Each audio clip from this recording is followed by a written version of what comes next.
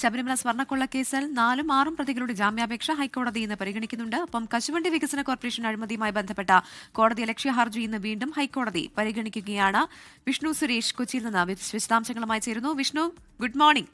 ഞാൻ സൂചിപ്പിച്ച 2 വാർത്തകളോടൊപ്പം മുനമ്പം ഭൂസംരക്ഷണ സമിതിയുടെ കോർ കമ്മിറ്റി യോഗവും ഇന്ന് ചേരുന്നുണ്ടല്ലോ.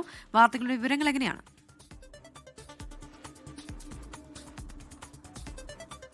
Good morning. ഇന്ന് പ്രധാനമായും ഹൈക്കോടതിയിൽ നിന്നാണ് വാർത്തകൾ വരാനുള്ളത്. അതിൽ ഏറ്റവും പ്രധാനപ്പെട്ടത് ശബരിമല സ്വർണ്ണക്കൊള്ളയുമായി ബന്ധപ്പെട്ട് കേസിലെ 4ഉം 6ഉം പ്രതികളുടെ മുൻകൂർ ജാമ്യാപേക്ഷ ഹൈക്കോടതി പരിഗണിക്കുകയാണ്. എസ് ജയശ്രീ, ശ്രീകുമാർ ഇങ്ങനെ 2 പേരുടെ ജാമ്യാപേക്ഷയാണ് പരിഗണിക്കുന്നത്. 2 പേരുടെയും അറസ്റ്റ് താൽക്കാലികമായി തടഞ്ഞിട്ടുണ്ട്. ഈ ജാമ്യഹർജി പരിഗണിക്കുന്ന ഘട്ടത്തിൽ ഉച്ചയ്ക്ക് ശേഷം ജസ്റ്റിസ് ബദറുദ്ദീന്റെ ബെഞ്ചായിരിക്കും പരിഗണിക്കുക. അതായത് അഴിമതി നിരോധന നിയമം കൂടി ചുമത്തിയ പശ്ചാത്തലത്തിലാണ് അദ്ദേഹത്തിന്റെ ബെഞ്ചിലേക്ക് ഈ ഹർജി വന്നിരിക്കുന്നത്. എന്തായാലും നിർണായകമാണ്.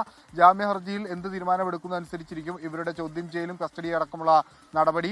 മറ്റൊന്ന്, ഇന്ന് ഈ കശുവണ്ടി വികസന കോർപ്പറേഷനുമായി ബന്ധപ്പെട്ടുള്ള അഴിമതിന്റെ കോടതിയലക്ഷ്യ കേസാണ്. കഴിഞ്ഞ തവണ ഈ കേസ് പരിഗണിച്ച ഘട്ടത്തിൽ സംസ്ഥാന സർക്കാരിനെതിരെ അതിരൂക്ഷ വിമർശനം ഹൈക്കോടതിയുടെ ഭാഗത്തുനിന്നുണ്ടായിരുന്നു. സംസ്ഥാന സർക്കാർ അഴിമതിയെ കുടപിടിക്കുന്നു എന്ന തരത്തിലുള്ള വിമർശനങ്ങളൊക്കെയാണ് വന്നത്. പ്രത്യേകിച്ച് ഇടത് സർക്കാരിൽ നിന്ന് അത്തരത്തിലുള്ള പ്രവണതകൾ പ്രതീക്ഷിക്കുന്നില്ല സമൂഹം എന്നും കോടതി പറഞ്ഞിരുന്നു. ഈ കേസിൽ INTCU നിലവിലെ പ്രസിഡന്റായ ആർ ചന്ദ്രശേഖരനും അതോടൊപ്പം നിലവിൽ മുൻ കശുവണ്ടി വികസന കോർപ്പറേഷൻ ഡയറക്ടറും ഒക്കെയാണ് പ്രതികൾ. അവർക്കെതിരെ പ്രോസിക്യൂഷന് സംസ്ഥാന സർക്കാർ അനുമതി നൽകുന്നില്ല എന്നുള്ളതാണ് ഇതിലെ പ്രധാനപ്പെട്ട ആരോപണം.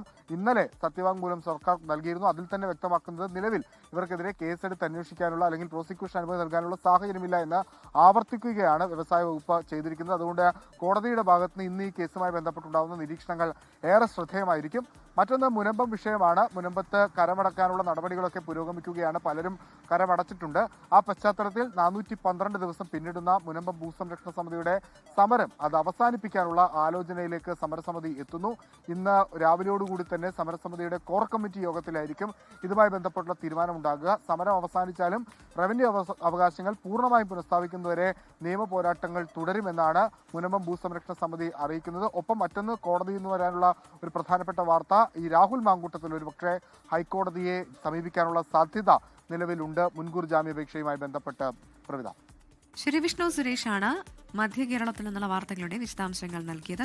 ലോകത്തെവിടെയായാലും ഏത് സമയത്തും 24 വാർത്തകളും ഓഗ്മെന്റഡ് റിയാലിറ്റി പാക്കേജുകളും എക്സ്പ്ലെയിനറുകളും വിശദമായി കാണാൻ ഞങ്ങളുടെ യൂട്യൂബ് ചാനൽ നിങ്ങൾക്ക് സബ്സ്ക്രൈബ് ചെയ്യാം.